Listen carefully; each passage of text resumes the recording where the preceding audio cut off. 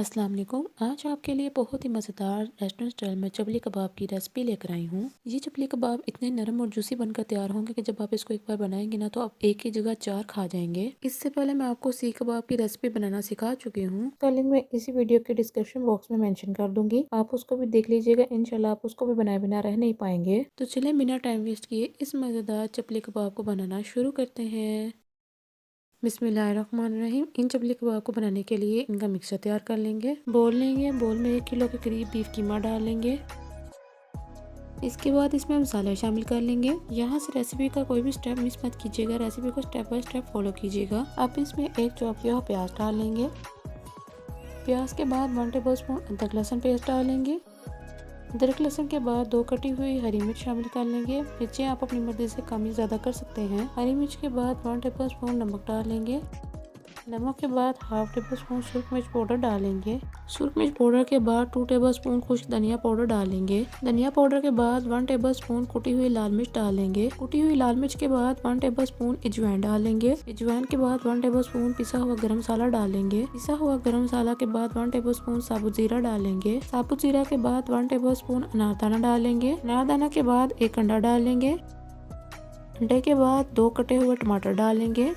टमाटर के बाद हस्ब ज़रूरत हरा धनिया डालेंगे।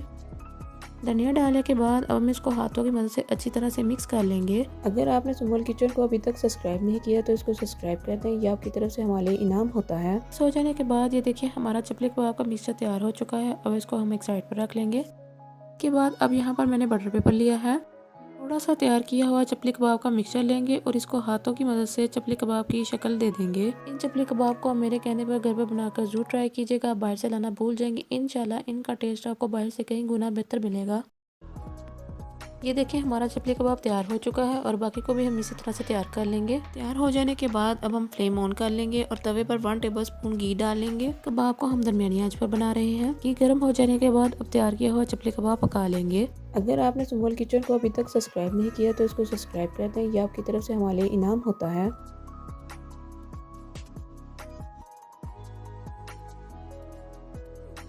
थोड़ी देर पकने के बाद अब इसकी साइड चेंज कर लेंगे।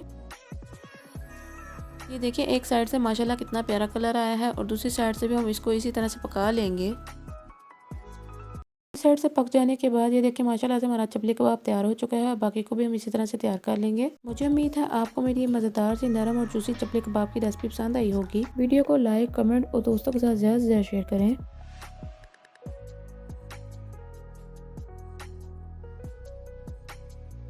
चलिए अब इसको खाकर चेक करते हैं कि कैसे बने हैं। इनकी पहली बाइट से ही मैं इसकी फ़ैन बन गई हूँ। चलिए जी ठीक है, आपने अपना ख्याल रखना है और मुझे दुआ में याद रखना है। मिलते हैं इंशाल्लाह अगली वीडियो में इसी तरह की मज़ेदार आसान सी रेसिपी के साथ। अल्लाह हाफिज़।